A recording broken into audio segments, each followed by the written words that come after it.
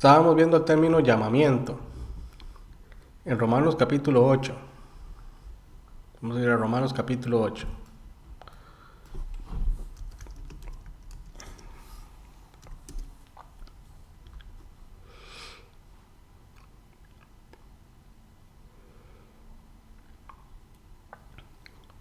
Romanos 8:30 dice, y a los que predestinó, a estos también llamó. Y es interesante aquí, ¿verdad? Porque aunque Dios ha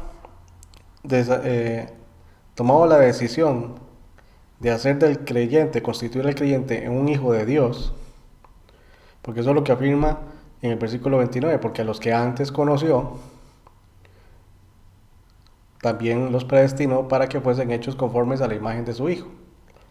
O sea, el predestinar tiene que ver con el propósito que Dios quiere lograr o hacer con el creyente. ¿Cuál es el propósito que Dios ha propuesto? Valga la redundancia. Ser hecho conformes a la imagen de Jesucristo. Dice, para que Él sea primogénito entre muchos hermanos. Entonces, a los que predestinó, ¿a qué? A ser hechos conformes a la imagen de Cristo, a estos llamó, o estos también llamó. Porque el propósito que Dios quiere hacer con el creyente, de conformarlo a la imagen de Cristo, entonces la persona tiene que llegar a Cristo. Entonces Dios llama. Dice, a estos también llamó. Dice, y a los que llamó, a estos también justificó. Y a los que justificó, a estos también glorificó. Entonces aquí vemos el orden de las cosas. Aquí vemos en estos dos versículos, vemos el orden en el cual Dios opera. Dice, Dios en de la eternidad ya conoce. Y Dios decide que a toda persona que llega a creer en Cristo sea conformada a la imagen de Cristo. Pero para que llegue a cumplirse eso, entonces tiene que haber un llamamiento. Dios llama, la persona cree en Cristo. Entonces Dios justifica, lo hace justicia. Pero la justicia según Cristo, o la justicia en Cristo. Y después de ser llamado, de ser justificado, porque esa es la posición del creyente, de ser hecho conforme a la imagen de su Hijo Jesucristo. ¿Cuándo es que vamos a ser conformados a la imagen de su Hijo Jesucristo? Ahorita estamos siendo conformados a esa imagen, porque la imagen de Dios está siendo restaurada en nosotros, pero esa imagen no ha sido completada. Desde el punto de vista de Dios ya estamos hechos conformes a la imagen de Cristo. Ya Dios nos ve glorificados, pero desde nuestra perspectiva todavía no estamos glorificados, todavía estamos en este cuerpo de carne. Entonces dice, a estos también glorificó. ¿Cuándo? ¿Cuándo? Según el plan de Dios, ya estamos glorificados, pero en el cumplimiento del plan de Dios, esto es a futuro todavía, que eso va a ser en la resurrección. Entonces, la predestinación tiene que ver precisamente con lo que Dios quiere hacer con el creyente, específicamente. Cuando se cumpla el plan de redención de esa persona, entonces Dios lo hace nacer de nuevo, lo justifica, y en el momento de la resurrección, entonces recibe el cuerpo glorificado. Dice, ¿qué pues diremos a esto? Si Dios es por nosotros, ¿quién contra nosotros? Es decir, si Dios está a nuestro favor, porque Dios nos ha dado su gracia, entonces, ¿quién se puede oponer a la obra de Dios? Nadie puede deshacer la obra de Dios. Y de lo que Dios se propuso hacer con todas aquellas personas que van a creer, se va a cumplir.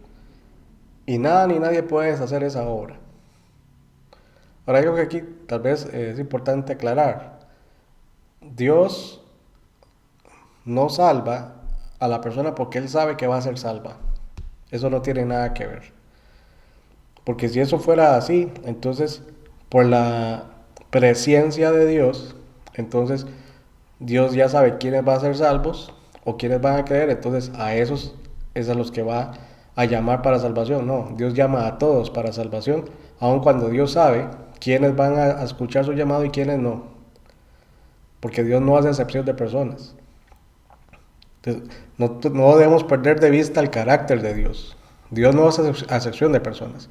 El hecho de que Dios sepa quiénes serán salvos, no es por eso que Él los salva.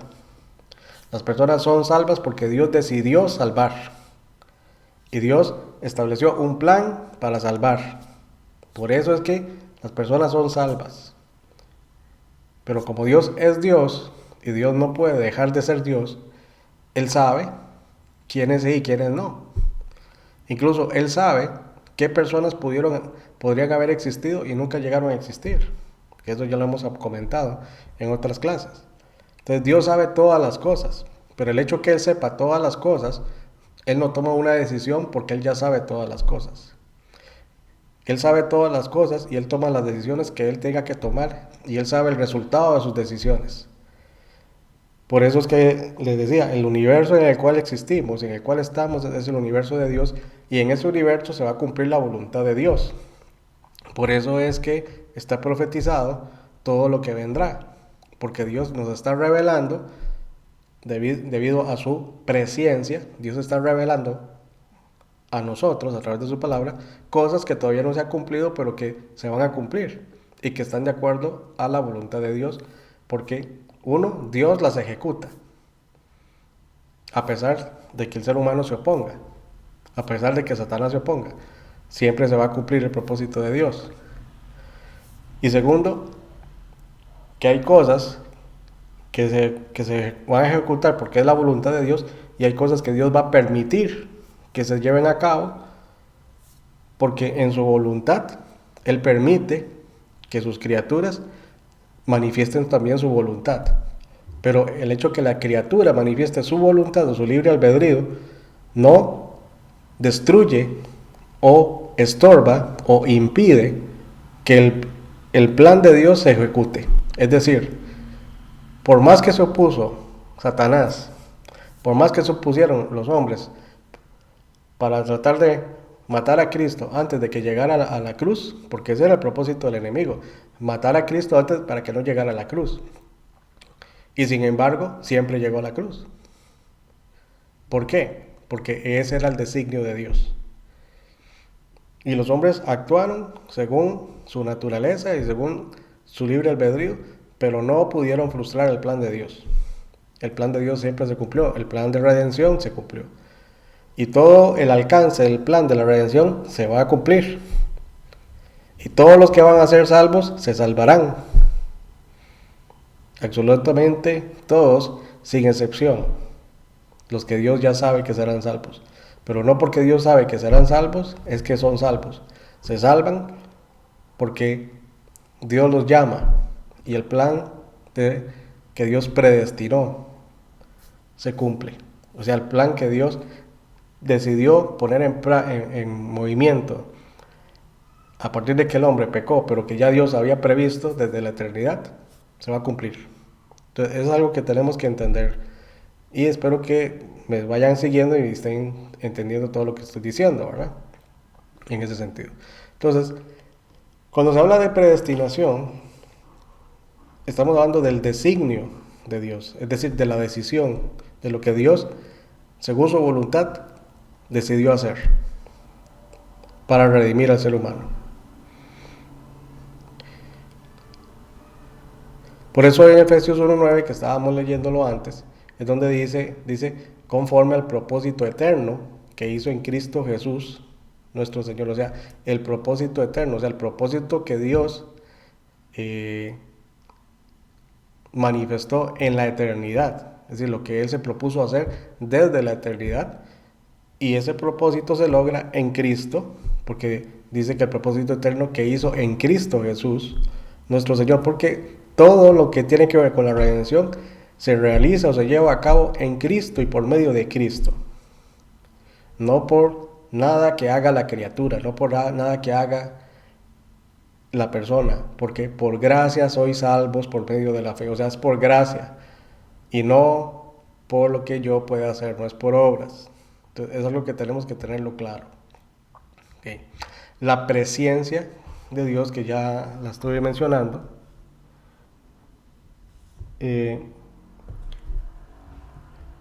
es simplemente el atributo de Dios que le permite saber todas las cosas.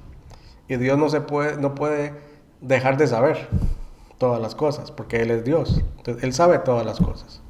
Las cosas que, que son, las cosas que fueron, las cosas que serán y las cosas que pudieron ser. Dios todo las sabe. Porque en ningún momento Dios deja de conocer con previsión. Por eso es que yo hablo de previsión, o sea, lo que Dios ya ha previsto.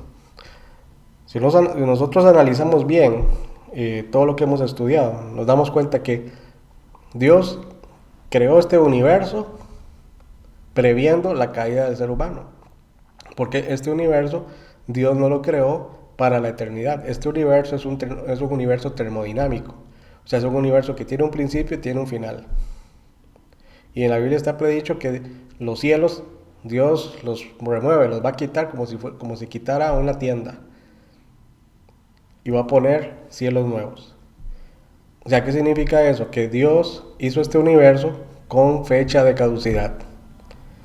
Este universo está creado o está diseñado con el propósito de que deje de ser o deje de existir para dar paso a un universo que sí es eterno. Entonces, Dios previó todo eso. Por eso es que hizo este universo. Y este es el mejor universo que Él pudo hacer dentro de una condición contingente. Es decir, que llegó a la existencia, pero Dios hizo un universo que iba a durar mucho tiempo, pero no para la eternidad. Y eso es algo que la ciencia ha demostrado. Todo tiene un final, y eso es una ley natural, es una ley establecida por Dios. Todo tiene un principio y tiene un final, incluso el tiempo. Esta tierra dejará de ser, el sol dejará de ser, las estrellas dejarán de ser, el ser humano en su condición de pecado dejará de ser, para dar paso a una humanidad glorificada que va a estar por toda la eternidad dándole gloria a Dios. Pero ¿qué es lo triste del asunto? Que de toda la humanidad, no todos van a querer recibir la gracia de Dios. Pero no porque Dios ya los haya predestinado a eso. Porque si usted busca en el Nuevo Testamento, principalmente el Nuevo Testamento porque es una revelación que se da en el Nuevo Testamento, no encuentra pasajes donde se diga que Dios predestinó a condenación. Dios no predestina a condenación, pero sí estableció un destino para aquellos que van a rechazar la gracia. Eso sí, destino que escoge la criatura, no Dios. Pero Dios lo establece porque lo demanda la justicia de Dios. El pecado tiene que llevar a su última consecuencia y es la muerte. El pecado va a llevar a la muerte. Entonces, el destino de la muerte. Entonces, es la condición en la que está el ser humano. La muerte. Entonces, tenemos que entender eso, ahora que lo que es la predestinación, en ese sentido, y lo que es predestinación o predeterminación, que es otra palabra que se usa en teología, básicamente lo que quiere decir es que Dios decidió de antemano hacer algo. O sea, Dios determinó salvar al ser humano. ¿Cuándo? Desde la eternidad. ¿Cómo? En Cristo. ¿Para quiénes? Para los que creerán, para los escogidos. ¿Quién es el escogido? El que es salvo, el que cree en Cristo. ¿Qué propósito quiere lograr Dios? Que sea conformado a la imagen de Cristo, que sea glorificado, que sea justificado, que sea redimido, que sus pecados sean perdonados. Ese es el alcance de la elección de Dios o la predestinación. Entonces aquí voy a abrir espacio para si alguien quiere hacer una pregunta o comentario.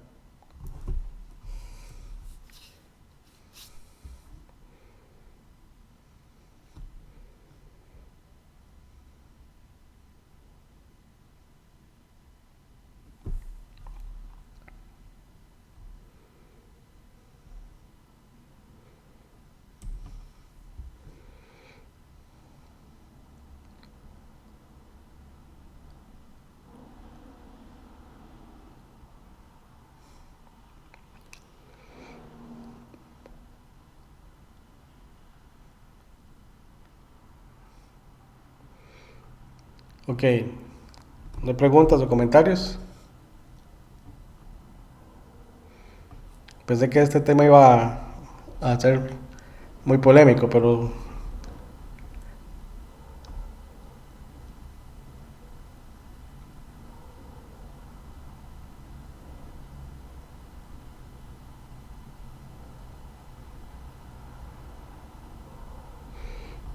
ok, vamos a continuar.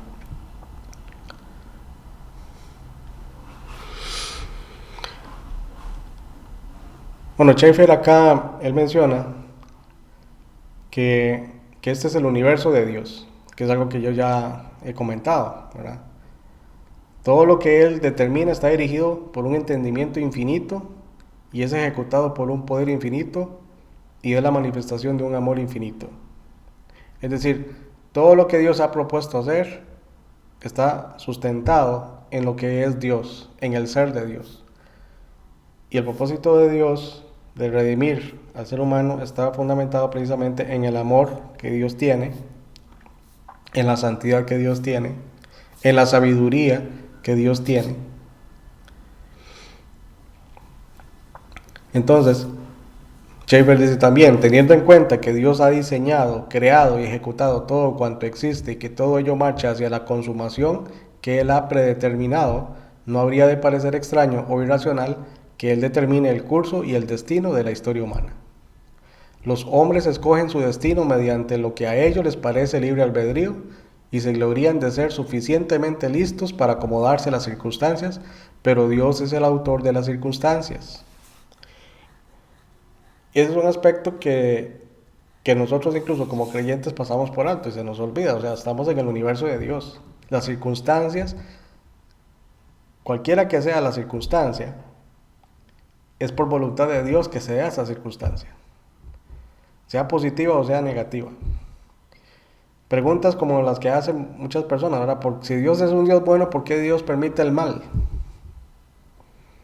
Bueno, Dios tiene una razón por la que Él permite el mal. La gente quisiera que Dios actuara ya y quitara el mal. Lo que la gente no entiende es que Dios ya está actuando para quitar el mal. ¿Cómo? A través de Jesucristo. Las personas nacen de nuevo en Cristo y esa es la solución para el mal. Pero ¿quiénes son los que hacen esas preguntas? Personas que se cuestionan lo que Dios, según ellos, lo que Dios hace o no hace, pero que ellos no quieren nada con Dios. Y no entienden que el problema no es Dios, el problema es la naturaleza humana.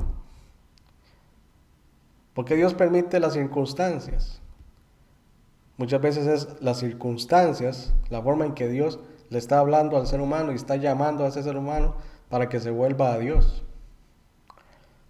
Pero el ser humano toma dos opciones, o se vuelve a Dios o endurece su corazón. O sea, se niega a volverse a Dios. Y un ejemplo de eso es lo que encontramos en el caso de Faraón. O de personas que al final del tiempo, o en el tiempo de la segunda venida de Cristo, han manifestado una oposición a Dios o han manifestado fe en Dios. Vamos por ejemplo Mateo capítulo 25.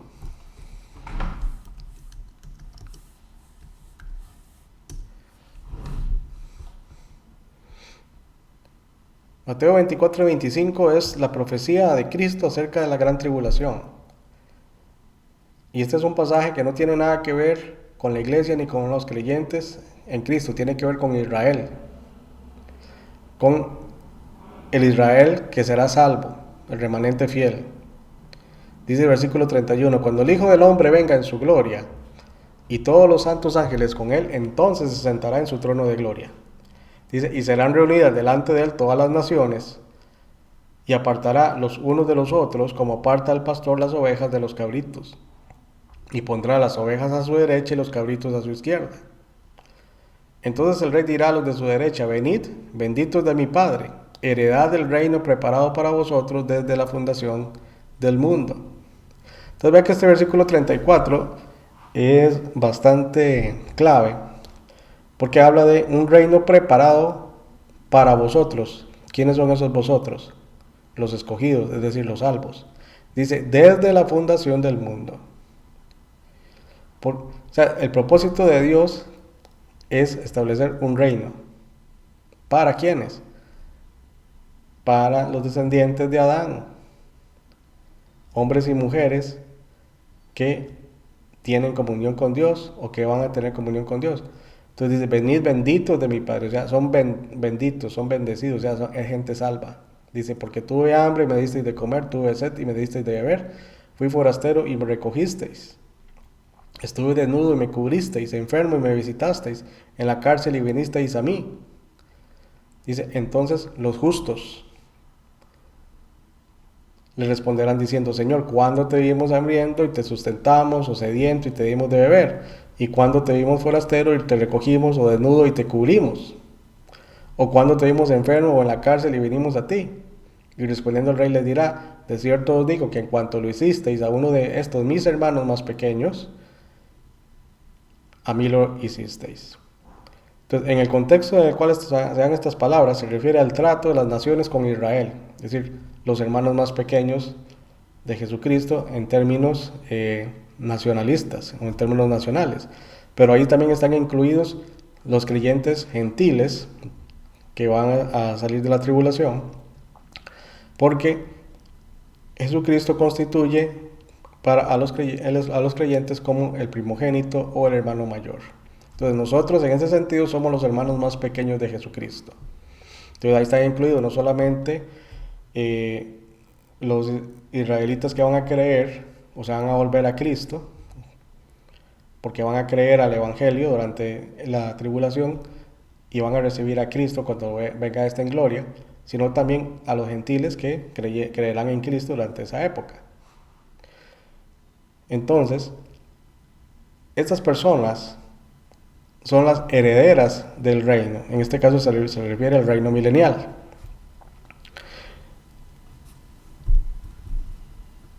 Entonces dirá también a los de la izquierda, apartados de mí, malditos. Entonces, esa es la condición en la que está el ser humano que rechaza a Cristo, que rechaza a Dios, está bajo maldición. ¿Por qué está bajo maldición?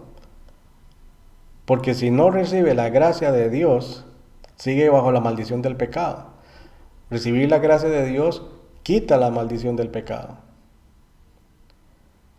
Entonces, la condición de estas personas que se oponen a Cristo y se oponen a Dios es de malditos. Dice, al fuego eterno preparado para el diablo y sus ángeles.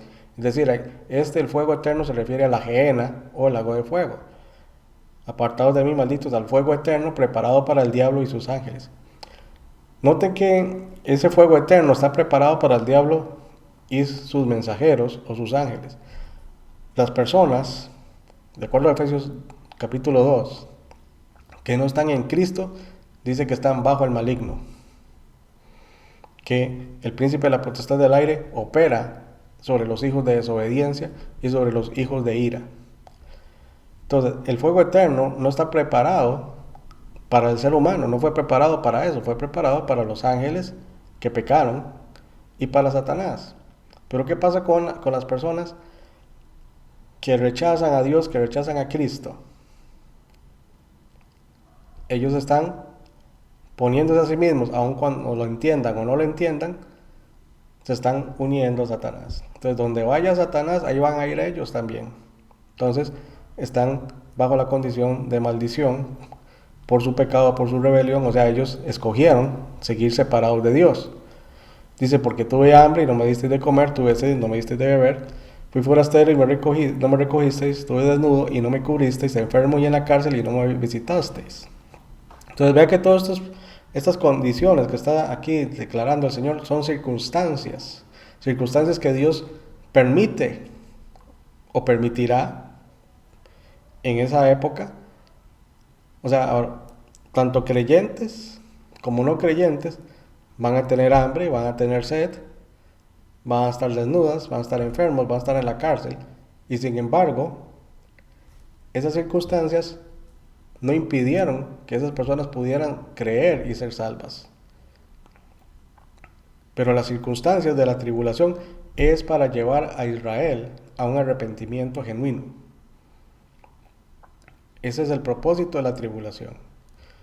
Y llevar a las naciones gentiles a que se vuelvan a Dios también.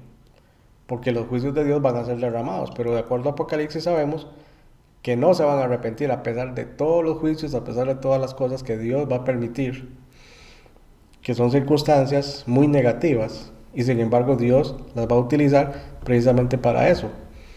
Entonces, cuando hablamos de las circunstancias, Dios permite circunstancias tanto positivas como negativas en la vida de una persona. En el caso del creyente, Dios lo permite precisamente para que nosotros seamos formados, porque nuestra fe está siendo probada, nuestra fe está siendo acrecentada. Y la única forma, muchas veces, en que nosotros tenemos que demostrar que tenemos fe, porque Dios sabe que sí, es cuando Dios nos hace pasar por esos desiertos, o nos hace pasar por el fuego. Entonces ahí es donde se demuestra el verdadero carácter del creyente. Estamos teniendo luchas, estamos teniendo dificultades, estamos flaqueando. Muchas veces Dios permite esa situación, y es una situación que a veces uno, en lo humano, uno dice, bueno, Dios, ¿por qué me pasa esto? ¿Por qué estoy sufriendo esto? ¿Por qué estoy sintiendo esto? Pero es precisamente ahí, en esas circunstancias, donde se manifiesta lo que realmente somos. Si somos hijos de Dios o no somos hijos de Dios. Porque el que no es hijo de Dios, maldice a Dios. Como le dijo y aquí saco a colación la esposa de Job, que le dice a Job, bueno, maldice a Dios y muérete. Y muchas veces juzgamos a la esposa de Job duramente, pero se nos olvida que la esposa de Job estaba sufriendo. ¿Cuál era el problema? Que la esposa de Job no tenía la misma fe que tenía Job. Ese era el problema. Recuerde que esa mujer había perdido a sus hijos. Job había perdido a sus hijos. Había perdido riquezas. Había perdido siervos. No solamente Job, también ella. Lo que pasó es que la crisis no la manejaron igual. Job la manejó en fe. Ella con una fe débil. Ella se frustró. Y esa es la condición de muchos cristianos cuando están pasando por situaciones difíciles, que se frustran. No significa que no son salvos, no significa que no son creyentes, pero su fe no está fortalecida. Entonces a veces Dios permite esa situación, ¿para qué? Para que nos despertemos y empecemos a fortalecer esa fe, empecemos a alimentar esa fe, empecemos a creer en Dios. Entonces, ¿por qué Dios permite el mal? Porque Dios permite que tanto los buenos como los malos mueran, tanto los buenos como los malos se enfermen de cáncer, tanto los buenos como los malos, y estoy diciendo buenos y malos, ¿verdad? No estoy diciendo ni salvos o no salvos. Lo que quiero decir es, cualquier persona, no importa si es rico o pobre, si tiene mucho o tiene poco, como ser humano, si tiene mucha educación o no tiene educación. El problema no es las circunstancias, el problema es que nuestro corazón, pues, si está en Dios, podemos seguir adelante y salir de la circunstancia con una fe renovada. Pero la persona que no tiene fe pasa por la circunstancia, pero así como entró, así salió, no hubo cambio. Pero el que es hijo de Dios, cuando pasa por la circunstancia, pasa por la prueba, sale mejor al final que cuando empezó la prueba.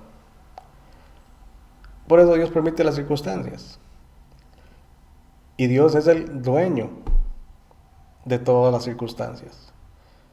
Por eso es que nosotros decimos, Dios tiene el control, y es verdad. De acuerdo a la palabra de Dios, Dios es el que tiene el control de las circunstancias.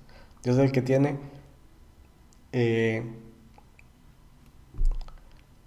todo el conocimiento de lo que será. Muchas veces nosotros, bueno, tenemos que decirle a Dios, Señor, no sé qué será, pero sé que me irá bien porque estás conmigo. ¿Por qué? Porque Dios está hoy, pero también está en nuestro futuro. No sé si usted se ha puesto a pensar en eso. Dios está con usted hoy, pero Dios está con usted mañana. O estará con usted mañana. Entonces no sabemos qué será mañana. Pero algo sí podemos estar seguros. El mañana está asegurado. Porque usted está en Dios. Usted está en Cristo. Y eso no cambia. Nuestra posición en Cristo, nuestra posición en Dios no cambia. Tal vez hoy tuvimos un día muy bueno, mañana tal vez no sea un día muy bueno. Pero ahí va a estar Dios, tanto en el día bueno como en el día malo. Y es algo que nos tiene que hacer crecer en la fe. Saber que Dios está con nosotros, no importa la circunstancia. Y que Dios ya sabía todo eso. Okay.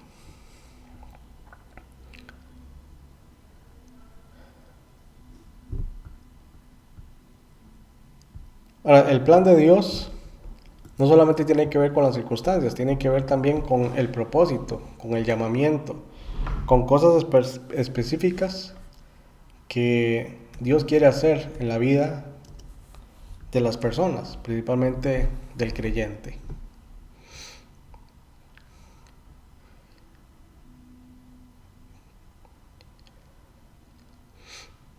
Vea que Lucas capítulo 1, versículo 28, bueno, el versículo 27, dice, bueno, voy a leer el 26, al sexto mes el ángel Gabriel fue enviado por Dios a una ciudad de Galilea llamada Nazaret, a una virgen desposada con un varón que se llamaba José de la casa de David y el nombre de la virgen era María. Ahora póngase a pensar, ¿qué iba a saber María? Que iba a llegar Gabriel y le iba a decir que iba a ser la mamá del Mesías. Y sin embargo ya Dios había previsto que María fuera la madre de Jesús, aunque ella no lo supiera o se lo imaginara.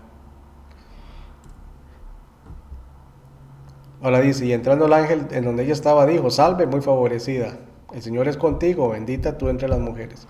Entonces, el versículo 28 nos muestra el designio de Dios para María. ¿Cuál era el designio de Dios para María?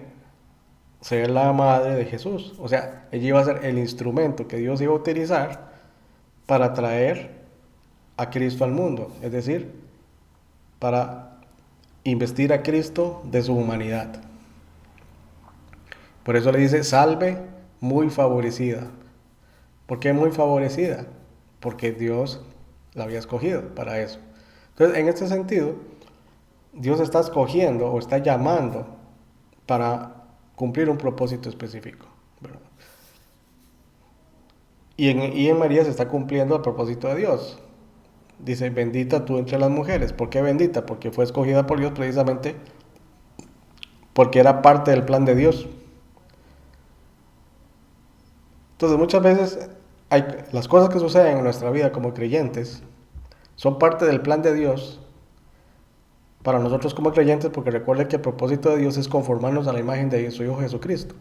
Pero en el tiempo presente estamos siendo conformados a esa imagen. Estamos en un proceso, Dios está trabajando en nosotros y esa imagen se está gestando, se está formando. Pablo utiliza una expresión que Cristo está siendo formado en nosotros. Ahora, nosotros ya hemos nacido de nuevo, desde la perspectiva de Dios ya estamos completos, desde nuestra perspectiva vivencial estamos siendo transformados por Dios. Nuestra mente está siendo renovada, nuestra fe está creciendo, Dios nos está santificando, Dios nos está guardando. Y todo eso que sucede en nuestra vida, que tal vez no nos ponemos a pensar, ¿por qué está pasando eso? Es parte del plan de Dios. ¿Qué es lo que Dios está haciendo? ¿Por qué Dios está permitiendo todo eso? ¿Por qué Dios me está guiando por este camino?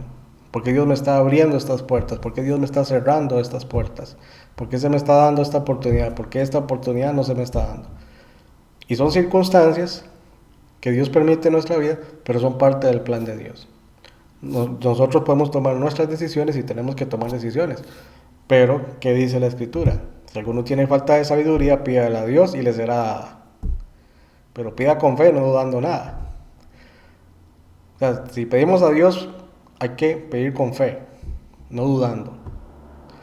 Entonces, cuando tenemos que tomar una decisión sobre algo, porque hay una situación que se está presentando, una circunstancia, y no sabemos cuál es la dirección que Dios nos quiere dar, hay que pedir sabiduría. Porque la elección es nuestra, la decisión es de nosotros. Dios no decide por usted. O sea, Dios no decide por mí. Yo soy el que decido por mí mismo. Usted es el que decide por usted. Pero si no sabemos cuál es la decisión más acertada, hay que pedir sabiduría. Porque podemos equivocarnos. Nuestro corazón es engañoso. Nos podemos engañar a nosotros mismos. La mejor manera de no engañarnos a nosotros mismos es pedir sabiduría a Dios y pedirle a Dios que guíe nuestros pasos y nos lleve por el buen camino. Eso es lo que hace el creyente. El no creyente toma sus decisiones y no le importa nada. No le importa Dios. No le importa si existe o no existe. Pero ya es un problema aparte. Pero entonces puede que tome decisiones acertadas. Pero si fuera creyente y pide sabiduría, va a tomar la mejor decisión. ¿Cuántos problemas nos podemos ahorrar si pedimos sabiduría a Dios para tomar las decisiones correctas? Eh, Porque en el caso de María, Oscar, sí, sí, bueno, es que tengo Oscar, problemas con el sí, micrófono. Quería hacerte sí, una bueno, es que tengo consulta. problemas No con el sé si vas a micrófono. Quería tocar hacerte una lo de consulta. No sé Romanos si vas a 9 con tocar relación a lo del lo de faraón. Romanos 9 con relación a lo del Eh, faraón. Así porque Sí, a eso no iba. sé si al final Así termina uno siendo porque como no sé Job si al preguntándole a final Dios termina y uno siendo como Job por ejemplo en preguntándole a este dice, Dios más antes, y oh hombre, por quién ejemplo eres en tú este dice para que más alterques antes, oh con hombre, Dios? ¿quién Pero eres tú era para para ver que si me alterques con podías Dios? comentar ese Pero pasaje. era para ver si me podías comentar ese pasaje. Ujú. Sí, a eso iba, a hablar de Faraón. Gracias. Sí, gracias. Bueno, pero en el caso de María, vemos entonces ¿qué es la situación de María? Bueno, se le está presentando algo que jamás en la vida de ella hubiera pensado que iba a vivir. Primero que todo, que un ángel le hablara, porque uno se pone a pensar, eh, ¿qué pasaría si un ángel le habla a usted? Si le aparece un ángel, ¿verdad? Y le habla a usted. ¿Deberíamos creerle a ese ángel o no? Ahí es una situación tanto difícil. Hay una decisión que hay que tomar ahí. Entonces ahí es donde entra en juego el libre albedrío, porque María podía haber dudado de las palabras del ángel, porque vea, por ejemplo, el papá de Juan el Bautista, él dudó del testimonio del ángel y por eso ya lo dejó mudo, como un acto disciplinario por no haberle creído. Pero ¿qué hace María? María sí le cree. Tiene algunas preguntas, tiene algunas dudas, pero acepta la voluntad de Dios. Entonces, por eso el versículo 38 dice, entonces María dijo, he aquí la sierva del Señor, hágase conmigo conforme a tu palabra. Y el ángel se fue de su presencia. Ahora, esta respuesta que da María es la respuesta típica de una persona creyente, de una persona que entiende cuál es la voluntad de Dios o el propósito de Dios para su vida y lo acepta. Porque el propósito de Dios, o cuando permitimos que el propósito de Dios se cumpla en nuestra vida, eh, es la mejor opción que buscar nuestro propio propósito. Ahora, no quiero que se confunda esto, ¿verdad? Porque hay muchos cristianos que han dejado de cumplir ciertos propósitos para su vida pensando que esa no es la voluntad de Dios. O pensando que por cumplir la voluntad de Dios, entonces tienen que dejar ciertas cosas de su vida. No, nosotros tenemos que seguir tomando nuestras decisiones y seguir avanzando en la vida, pero con sabiduría y pidiéndole a Dios que oriente nuestros pasos. ¿Verdad? No es de dejar de alcanzar metas o propósitos que nosotros queremos alcanzar. Pero hay personas que han confundido eso, entonces buscando o creyendo cuál es la voluntad de Dios, sin pedirle a Dios dirección para saber si esa es la voluntad de Dios, han tomado malas decisiones. Ahora, el Romanos capítulo 9. Este es uno de los pasajes polémicos con este asunto de la predestinación. Porque ahí donde sacan varios argumentos para decir que Dios ya determinó algunos para salvación y otros para condenación.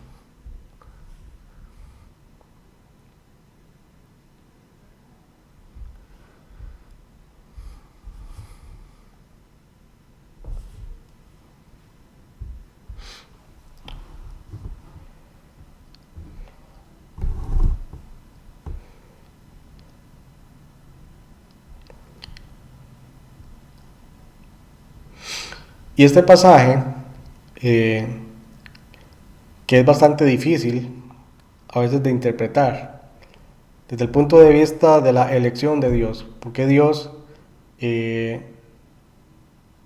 hace o escoge esto o lo otro, o porque se manifiesta esto o lo otro, porque se ha interpretado en ese sentido, ¿verdad? Que entonces Dios escogió a Faraón para condenarlo, para destruirlo.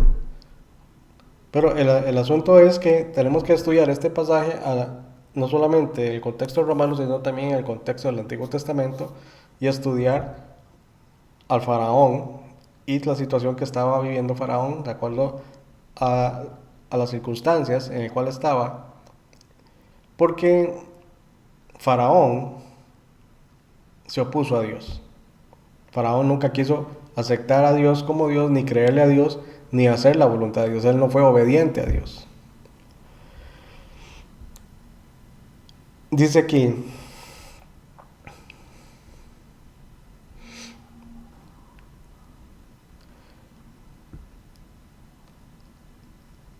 versículo, vamos a ver, versículo 9, dice, porque la palabra de la promesa es esta, por este tiempo vendré y Sara tendrá un hijo. Entonces aquí está hablando del propósito de Dios en la promesa que le hizo a Abraham, de darle un hijo, o sea, Isaac.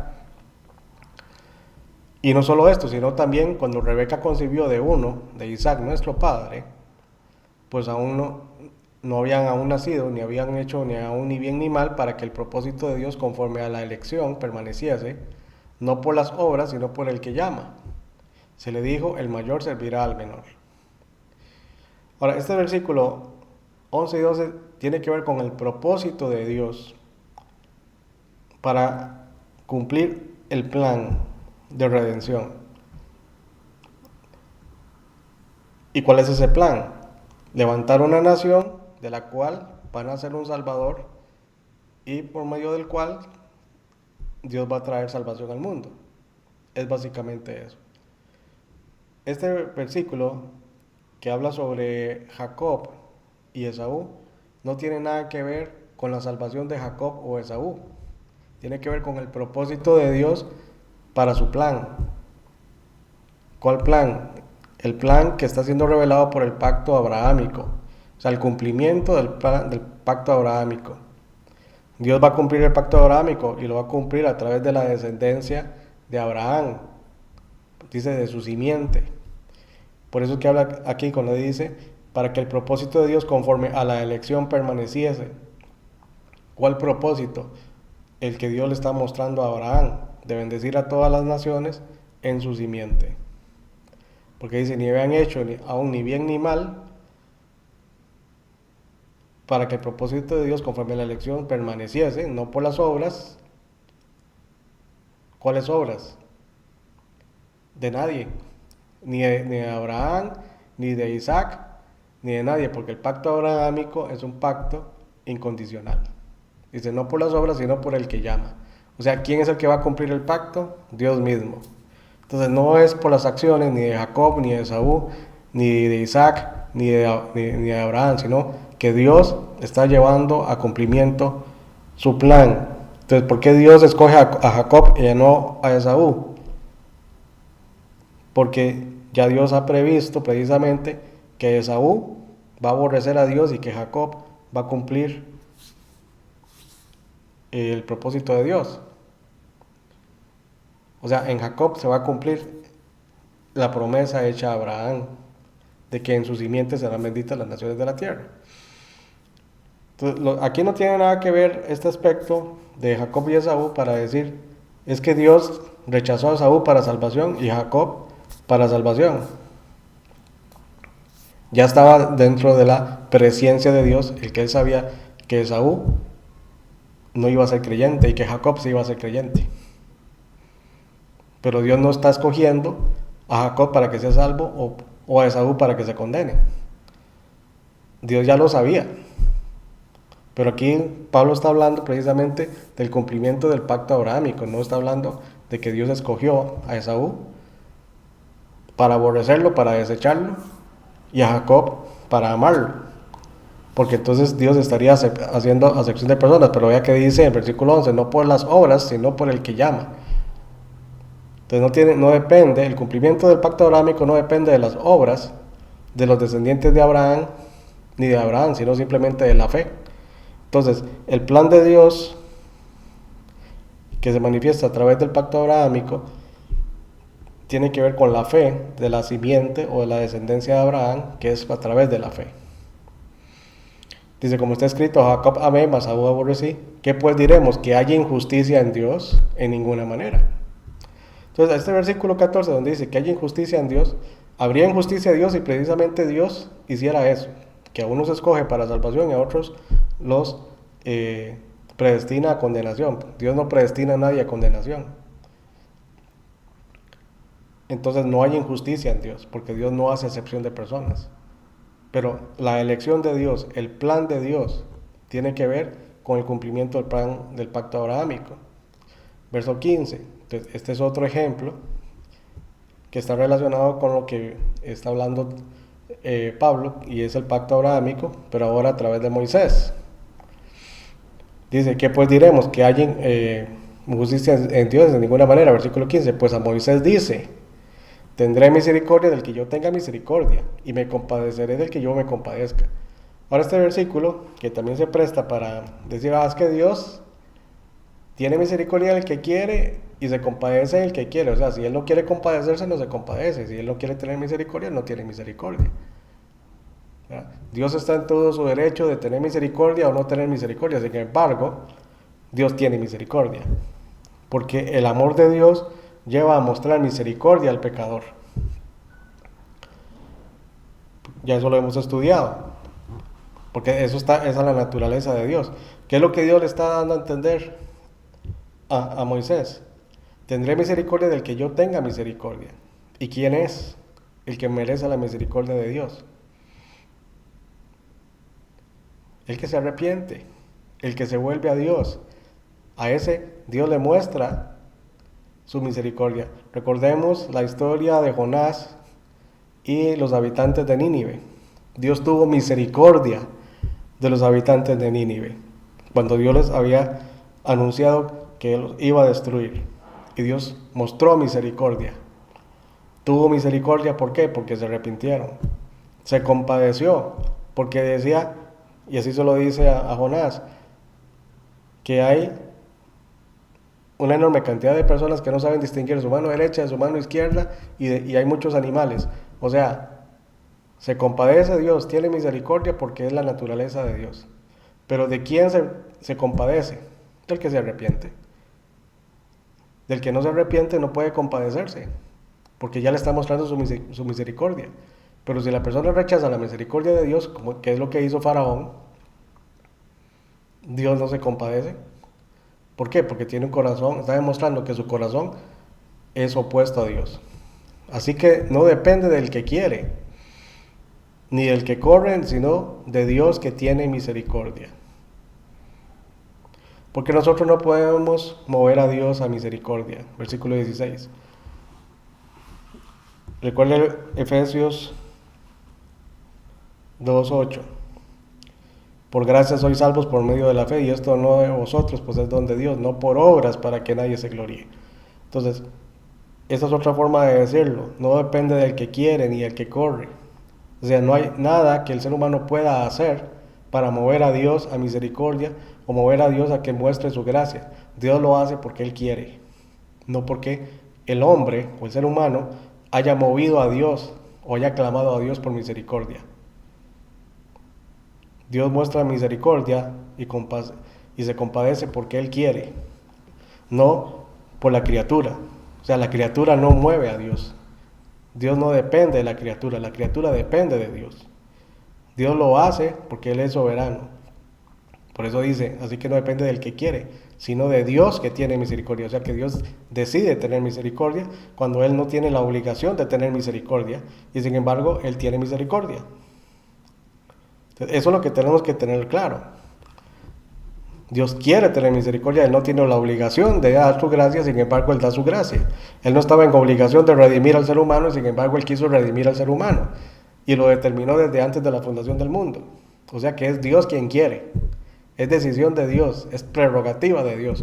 Y el ser humano no tiene absolutamente nada que ver en las decisiones de Dios. Porque las decisiones de Dios son antes de la existencia del ser Hermano humano. Oscar, Porque sí, a mí me gustaría sí, comentar algo digamos, que dice de que tendré misericordia del que tenga misericordia también, y entra en el contexto de que Pablo le está hablando sobre la elección a Israel. Entonces, sobre este tema, ellos creían ajá, que por cumplir la ley como un rito, ellos iban a ser justificados, o ya estaban justificados. Entonces, ahí más que todo, yo lo que pienso es que Pablo y el Señor está tratando de decirles a ellos, no es por eso, ¿me entiendes? O sea, yo tengo misericordia también de todas las personas, no los voy a hacer solo por eso, no es que yo los elige a ustedes, ya, sino que yo la misericordia la presento en Cristo. Entonces, no solo ustedes están incluidos en esa promesa, sino de todos los que quieran, ¿me entiendes? Entonces, eso, o sea, eso es lo que me parece, que también que Dios está diciendo que Él puede tener misericordia de todos, no solo de Israel, que ellos se crean como exclusivos. es correcto. Sí, excelente aporte, Steven. Sí, porque precisamente es el tema que está tratando Pablo. Lo que pasa es que no quise empezar tan atrás por el tiempo.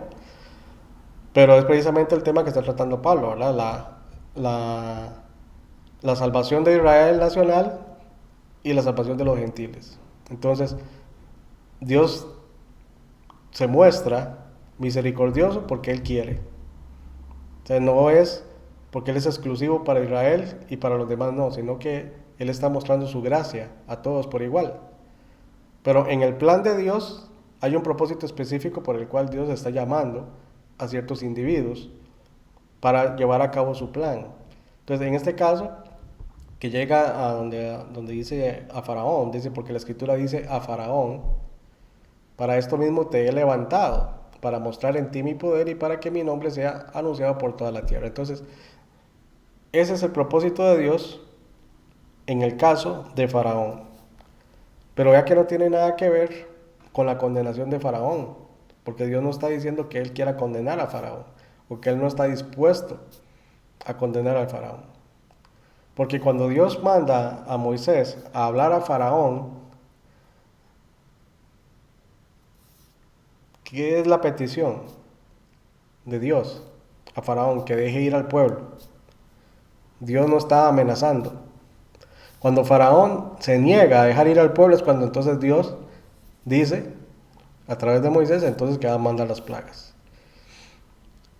Entonces, está mostrando Dios a Faraón la opción de tener de ser bendecido, claro que sí, porque si Faraón hubiera obedecido a la voz de Dios, no hubiera traído la ruina a Egipto. Pero la ruina de Egipto vino precisamente porque Faraón ya tenía un corazón opuesto a Dios, un corazón endurecido, porque él no quiso reconocer a Dios. Él mismo lo dice, ¿verdad? No conozco a Jehová, no conozco a Dios, no sé quién es el Dios suyo, porque en la mente de Faraón él era un Dios. Es algo que tenemos que recordar. El Faraón era considerado un Dios y él mismo se creía un Dios. Entonces, que viniera alguien en el nombre de otro Dios a mandarlo a él, el rey de Egipto, y a decirle qué hacer, es lo que él dice. ¿Quién es este Dios para yo hacerle caso si yo también soy un Dios? ¿Ok? No sé si me van captando, ¿verdad? Entonces, por eso es que les digo que este pasaje hay que llevarlo de la mano con, con el Antiguo Testamento.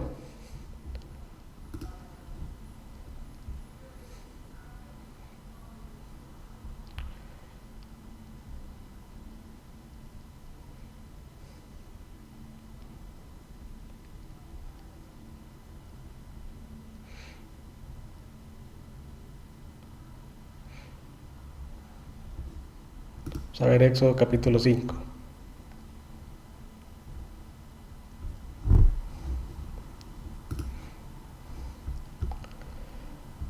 Dice, después Moisés y Aarón entraron a la presencia de Faraón y le dijeron, Jehová el Dios de Israel dice así, deja ir a mi pueblo a celebrarme fiesta en el desierto.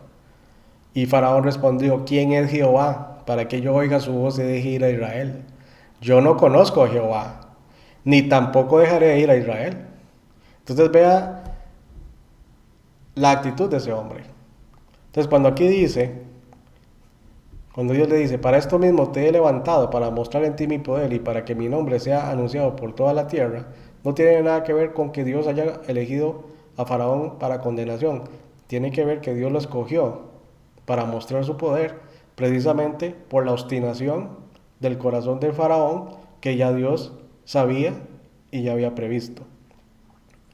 Dice, de manera de quien quiere tiene misericordia y el que quiere endurecer, endurece.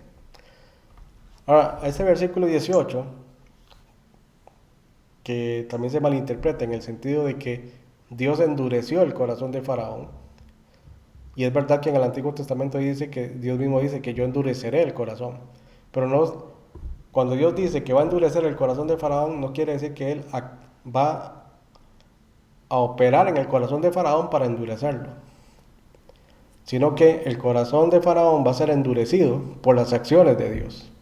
Porque ya Faraón de por sí tenía un corazón endurecido. Entonces Faraón mismo endurece su corazón. Entonces, de manera de quien quiere tiene misericordia. Ahora Dios no le está exigiendo o está amenazando a Faraón, nada más le está mandando o le está solicitando, deja ir a mi pueblo a celebrarme fiesta en el desierto. Y ese es el problema de Faraón. El problema de Faraón es que él tenía un corazón endurecido. Y se endureció más cuando vino, ve Éxodo 7:13, que aquí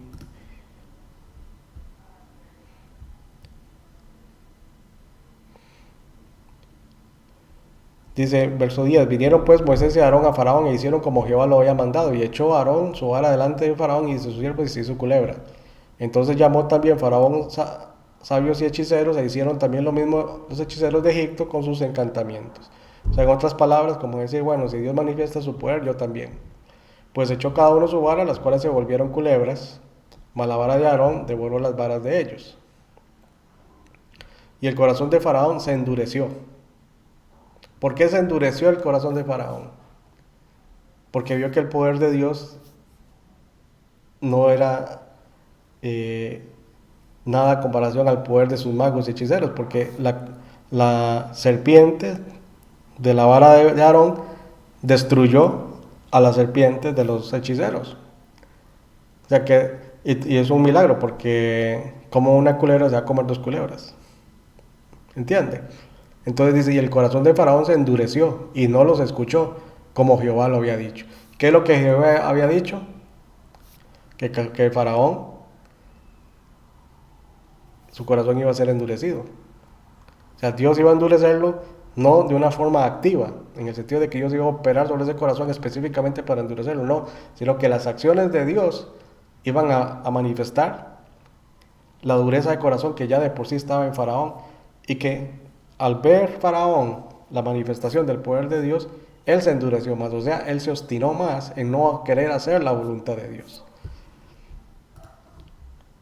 Entonces cuando Dios le dice, por esto mismo te he levantado para mostrar en ti mi poder y para que mi nombre sea anunciado por toda la tierra. Entonces, esa dureza de corazón de Faraón le permitió a Dios precisamente cumplir ese propósito que Dios había propuesto, de demostrar su poder y que su nombre fuera notorio sobre toda la tierra. Entonces, verso 19, pero me dirás, ¿por qué pues inculpa? Porque ¿quién ha resistido a su voluntad? Entonces, este versículo 19, ¿por qué pues inculpa? Porque la persona está obstinada, está endurecida, no quiere nada con Dios. ¿Qué le queda a Dios? No lo puede justificar, no le puede dar gracia. Sí, ¿Alguien Oscar, va a hablar? en Éxodo Sí. 14, versículo 17, 18, Dios habla ahí, Dios dice, y yo he aquí endureceré el corazón de los egipcios para que los sigan, y yo me glorificaré en el faraón y en todo su ejército y en sus carros y en sus caballeros. Y sabrán los egipcios que yo soy el Dios, el Señor, porque me glorificaré en el faraón y en sus carros y en su gente y en sus caballos. Y sí, Dios se glorificó, o sea, como usted dice, Dios tiene sus propósitos y tiene sus planes. ¿Y quién va a detener la mano de Dios para que él haga lo que él decidió que iba a hacer? Y no endureció el corazón del faraón afectándolo en su persona, sino en el propósito que Dios tenía con el pueblo de Israel, en realidad, para que sus egipcios supieran quién era Dios. Exactamente. Hermano, Uh-huh. y Entonces, me el llama la versículo... atención también Ajá. bueno, Egipto ya había conocido al Dios de Israel por medio de José, pero eso como que quedó en el olvido, ¿verdad? Porque se levantó una generación que no conoció a José ni lo que él había hecho en Egipto. Es correcto, sí. Entonces, pero esa situación que usted está mencionando es muy válida porque eh, ya Egipto, a pesar de que se habían olvidado de Jehová, ahí estaba gente que sí sabía quién era Jehová. O sea, ese testimonio no quedó callado del todo. Sin embargo, Los hebreos. los gobernantes, sí, los hebreos, exactamente, pero Ujú, principalmente el faraón de Egipto, que era un faraón, una dinastía distinta ujú. a la que conoció José. Entonces, ya desecharon todo lo que tenía que Correcto. ver con Dios, Gracias, exactamente. hermano. ¿A usted?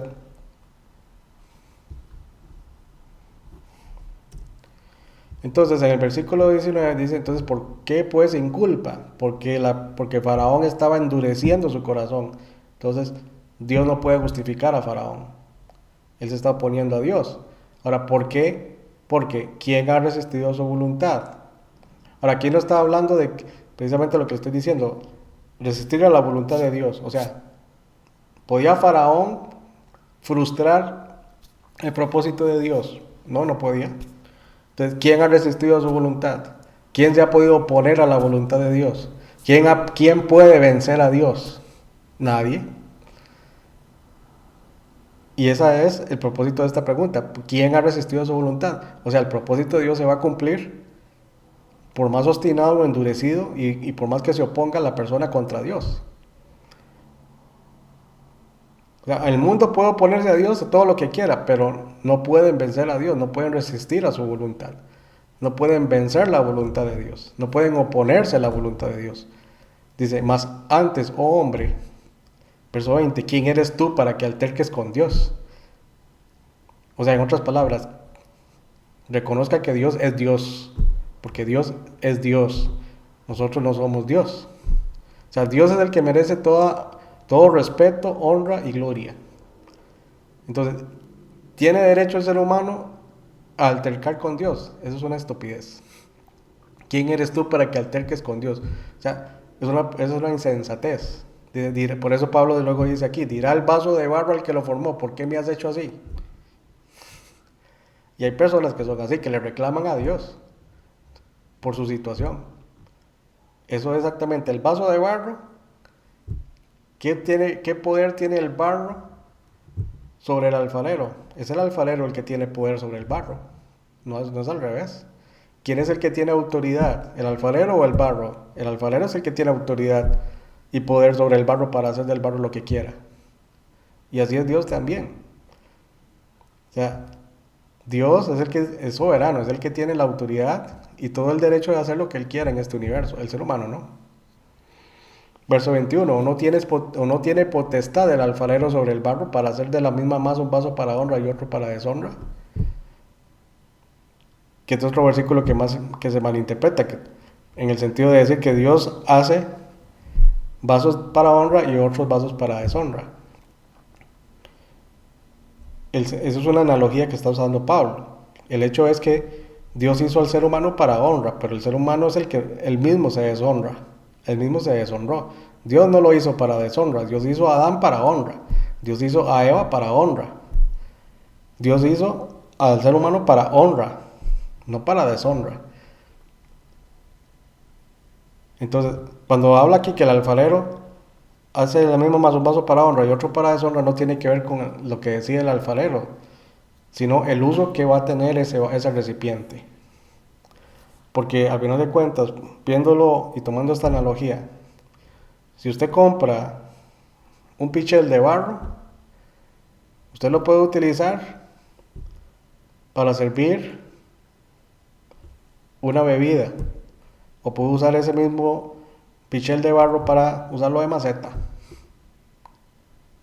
o para quebrarlo y usarlo para otra cosa, porque el barro en sí mismo, el objeto en sí, no tiene ningún poder de decisión, sino el uso que se le da. Entonces la analogía aquí no es perfecta en ese sentido, pero lo que quiere dar a entender es que el uso que vaya a tener ese vaso va a depender de quién usa ese vaso o cómo ese vaso se va a usar. Resulta que el ser humano es un vaso, pero es el mismo ser humano el que decide usarse a sí mismo para honra o usarse a sí mismo para deshonra. Y eso es lo que viene después. Dice, ¿y qué si Dios, queriendo mostrar su ira y hacer notorio su poder, soportó con mucha paciencia los vasos de ira preparados para destrucción? Ahora, cuando dice aquí que soportó con mucha paciencia los vasos de ira preparados para destrucción, ¿quién los preparó para destrucción? Dios no, porque Dios no preparó al ser humano para destrucción, Dios lo preparó al ser humano para honra. El vaso de ira se preparó a sí mismo para destrucción. Cuando Adán rechazó hacer la voluntad de Dios y escuchó la voz de la serpiente, él se preparó para destrucción, porque entró el pecado. Entonces hay que notar el lenguaje. Dice que Dios soportó con mucha paciencia los vasos de ira preparados para destrucción, pero Dios no los preparó para destrucción. El mismo vaso es el que se preparó a sí mismo para destrucción, porque Dios no está predestinando a nadie para destrucción. Es la criatura misma la que se prepara para destrucción. Dice, y para hacer notorias las riquezas de su gloria, las mostró para con los vasos de misericordia que Él preparó de antemano para gloria. Ahora, ¿quiénes son los vasos de misericordia que Él preparó de antemano para gloria? Los salvos, los escogidos. ¿Por qué los preparó? Porque ya en ellos se cumplió el propósito de Dios. ¿Cuál propósito? El propósito de redención. Entonces, aquí hay algo que tal vez, para que no se malinterprete, el ser humano por sí mismo no puede prepararse a sí mismo para gloria. Él tiene que ser preparado para gloria. ¿Por quién? Por Dios. Eso es la predestinación, la elección que Dios hace. ¿Cómo? En Cristo. O creyéndole a Dios. Entonces, los vasos de misericordia no se preparan a sí mismos para misericordia, porque el ser humano no puede mover a Dios para misericordia. Es Dios quien muestra misericordia. Pero cuando, en el caso de los ninivitas, que se arrepintieron, entonces Dios tuvo misericordia.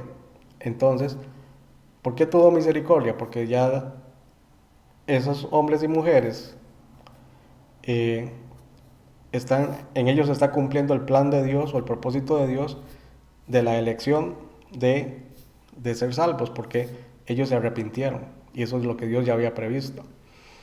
Ahora entonces Dios muestra su misericordia. Entonces son vasos preparados de antemano para misericordia, porque ya Dios tenía ese plan y se cumplió en ellos. Pero los vasos de ira, no es que Dios ya los había preparado para ira, no, ellos se prepararon para ira, porque no se arrepintieron. Entonces, esa es la comparación que está haciendo Pablo acá. Y eso tiene que ver precisamente el versículo 22 y 23 con Israel en el desierto. Porque dice, soportó con mucha paciencia. ¿Por qué soportó con mucha paciencia? Porque fueron 40 años de paciencia de Dios. Porque Dios en más de una ocasión quiso ya no darles ya más tiempo y destruirlos, pero Moisés intercedió. Entonces Dios tuvo mucha paciencia. Entonces vasos de ira preparados para la destrucción porque ellos mismos se estaban poniendo en esa situación. Pero ¿quiénes son los de misericordia? Los que sí se mantuvieron fieles al Señor. Dice, a los cuales también ha llamado. Esto es a nosotros, no solo de los judíos, sino también de los gentiles. Entonces los vasos preparados para misericordia son aquellos que han recibido el llamamiento de Dios. Y al volverse a Dios por haber recibido el llamamiento de Dios, entonces el plan de Dios de redención que ya había predestinado se aplica y se cumple en los vasos de misericordia, es decir, en los creyentes, los que son llamados y creen. Y Pablo que dice aquí, no solo de los judíos, sino también de los gentiles, es decir, esto es a nosotros. Y aquí Pablo agrega, como también en Oseas dice, llamaré pueblo mío al que no era mi pueblo, está hablando de los gentiles, y a la no amada, amada. Pero noten aquí que dice, llamaré pueblo mío al que no era mi pueblo, porque Dios llama también a los gentiles al arrepentimiento. Dice, y en el lugar donde se les dijo, vosotros no sois pueblo mío, porque no eran pueblo escogido de Dios, allí serán llamados hijos del Dios viviente. Y eso es algo que se ha cumplido con los gentiles y principalmente el día de hoy y desde hace 2000 años con la predicación del Evangelio de Jesucristo. También Isaías clama tocante a Israel, si fuera el número de los hijos de Israel como la arena del mar, tan solo el remanente será salvo, porque el Señor ejecutará su sentencia sobre la tierra en justicia y con prontitud. Entonces aquí, ¿qué es lo que está hablando Pablo acá? Que va a haber gente salva de los gentiles y gente salva de Israel. Pero de Israel se dice específicamente que solo el remanente será salvo. De los gentiles se dice que será una multitud, porque no está diciendo que es un remanente, sino el pueblo que no era mi pueblo. Entonces está hablando de muchas gentes, porque está hablando de gentiles, de varias naciones, pero de Israel es una nación, pero de esa nación que fue escogida por Dios, porque Dios tenía un plan para Israel, plan que no se ha llevado a cabo a la perfección, porque Israel se ha opuesto. Para el propósito de Dios es salvar al remanente de Israel. Oscar, una consulta. También Sí. viendo eso, bueno, que Dios utiliza las circunstancias nuestras para que y su plan y su propósito se lleven a cabo, porque también con eso digamos en el caso de Faraón, pero viendo, por ejemplo, en Juan 9, habla del ciego, ¿verdad? Y que pregunta a sus discípulos quién pecó, si sus padres, para que haya nacido ciego, ¿verdad? Esto o sus padres. Y Jesús dice, no es que pecó ni sus padres, sino para que las obras de Dios se manifestasen en él. O sea, el que él naciera ciego ya estaba dentro de los planes y propósitos. Ya estaba dentro de lo que Dios había previsto, exactamente. Uh-huh. Sí, excelente aporte, doña Joan. Es otro ejemplo en donde podemos ver que ahí el ciego llega a ser salvo, ¿verdad? Porque llega a creer. Pero tenía un propósito dentro del ministerio de Jesucristo, que esa persona naciera en esa condición. Entonces, a veces ese es un buen ejemplo para hablar situaciones de personas que nacen discapacitadas. Dice, la discapacidad no es un impedimento para que esa persona sea alguien usado por Dios poderosamente. Y hay personas lisiadas que son un gran testimonio en la obra de Cristo y en la proclamación del Evangelio, porque son personas que tienen mucha fe. Entonces es algo muy acertado ese caso del ciego. Bueno, hermanos, vamos a parar acá. Espero que la clase les haya sido de mucha bendición. Entonces vamos a terminar aquí con una palabra de oración.